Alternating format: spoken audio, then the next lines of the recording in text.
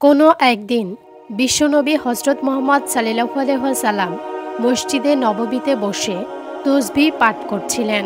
এমন সময় এক সাহাবী আব্দুল্লাহ আনসারী নবীজির কাছে আসলেন।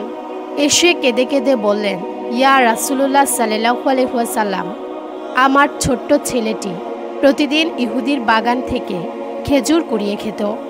আজকে আমার ছেলেটি যখন খেজুর খেতে গেল, তখন সেই ইহুদি আমার ছেলেটিকে খেজুর গাছের সাথে বেঁধে রেখেছে।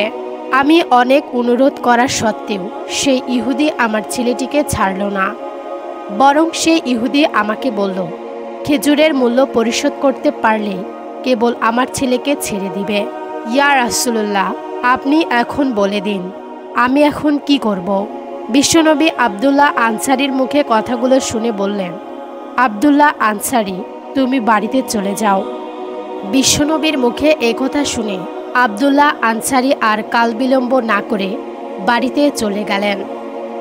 এরপর বিশ্বনবী হজরত মুহাম্মদ সাল্লাল্লাহু আলাইহি ওয়াসাল্লাম মসজিদে নববীতেই দুঃখ ভারাক্রান্ত মন নিয়ে কি যেন ভাবছেন।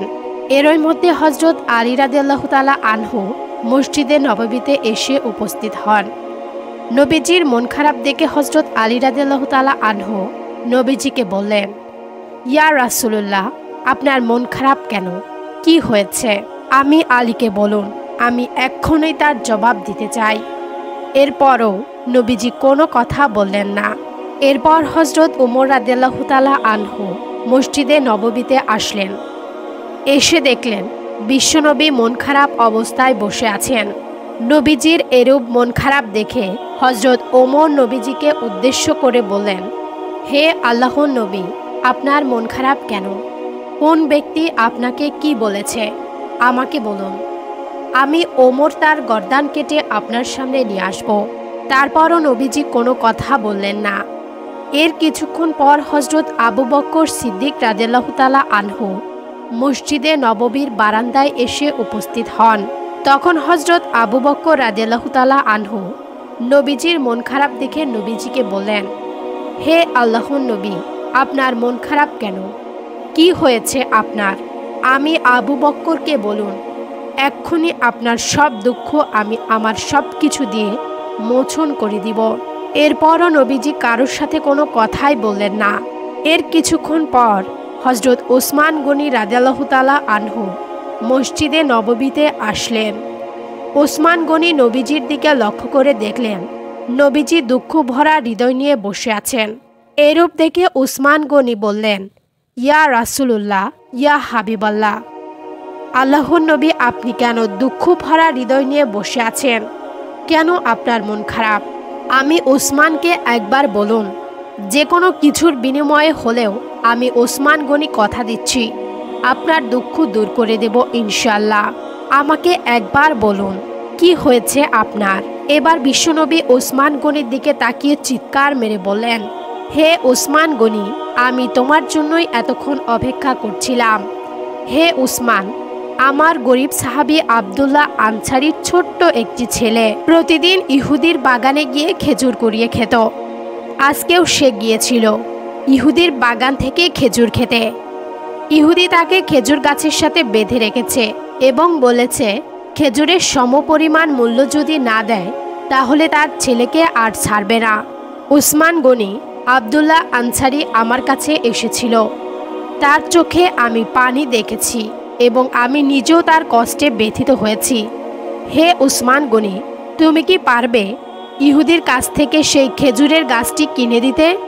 বিশ্বনবীর মুখে এই কথা শুনে হজরত ওসমান গনির শিরায় শিরায় রক্ত উঠে গেল। ওসমান গনি আর কিছুই বললেন না। ওসমান গনি মসজিদে নববী থেকে বের হয়ে সোজা ইহুদির বাড়ির দিকে রওনা হলো। ওসমান গনি ইহুদির বাড়ির ভেতরে প্রবেশ করলেন এবং ইহুদিকে ডাকতে থাকলেন, ইহুদি বাড়িতে আছো? ইহুদি, বেরিয়ে এসো। ইহুদি তখন ঘরের মধ্যে ঘুমিয়েছিল। ওসমান গনির চিৎকারে তার ঘুম ভেঙে গেল। ইহুদি ঘুম থেকে উঠে জবাব দিল, কে ডাকে আমাকে? তখন ওসমান গনি বাহির থেকে বলল, আমি নবীজির সাহাবী ওসমান গনি বলছি। ইহুদি, তুমি একটু বাহিরে আসো, তোমার সাথে আমার জরুরি কথা আছে। এরপর ইহুদি বাহিরে বের হয়ে আসলেন। তখন ওসমান গনি ইহুদিকে লক্ষ্য করে বললেন, হে ইহুদি, তোমার বাগানের পূর্ব পাশে একটি খেজুরের গাছ আছে, সেই খেজুরের গাছটি আমি কিনতে চাই। বলো ইহুদি, কত দিরহামের বিনিময়ে তুমি সেই খেজুরের গাছটি আমার কাছে বিক্রি করবে? তখন ইহুদি মনে মনে চিন্তা করতে লাগলো, ওসমান গনি এমন সময় আমার কাছে গাছ কিনতে চাইলো কেন?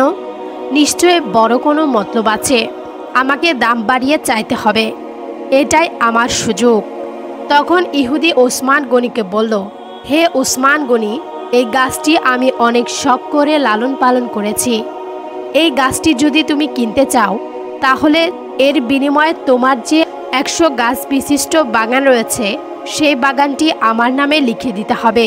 ইহুদির মুখে এমন কথা শুনে ওসমান গনি একটা চিৎকার দিয়ে ইহুদিকে বলতে লাগলো, হে ইহুদি, আমি আমার নবীর চোখে পানি দেখেছি। তুমি যদি আজকে 100 গাছের বিনিময়ে আমার কলিজাটা চাইতে, আমি ওসমান গনি আজকে তোমাকে তাই দিতাম। অন্তঃপর ওসমান গনি 100টি গাছের বিনিময়ে একটি খেজুর গাছের দলিল নিয়ে মসজিদে নববীর দিকে রওনা হলেন। এবার ওসমান গনি নবীজির কাছে এসে নবীজিকে বললেন, ইয়া রাসূলুল্লাহ, ইয়া হাবিবাল্লাহ, আল্লাহর নবী, আমি ইহুদির কাছ থেকে একটি খেজুর গাছ ক্রয় করে এনেছি, এই নেন তার দলিল। হজরত ওসমান গনির হাতে দলিল দেখে বিশ্বনবী একটি চিৎকার দিয়ে ওসমান গনিকে বললেন, হে ওসমান গনি, আমি রাসূল কথা দিলাম, তোমাকে না নিয়ে আমি নবী জান্নাতে প্রবেশ করব না।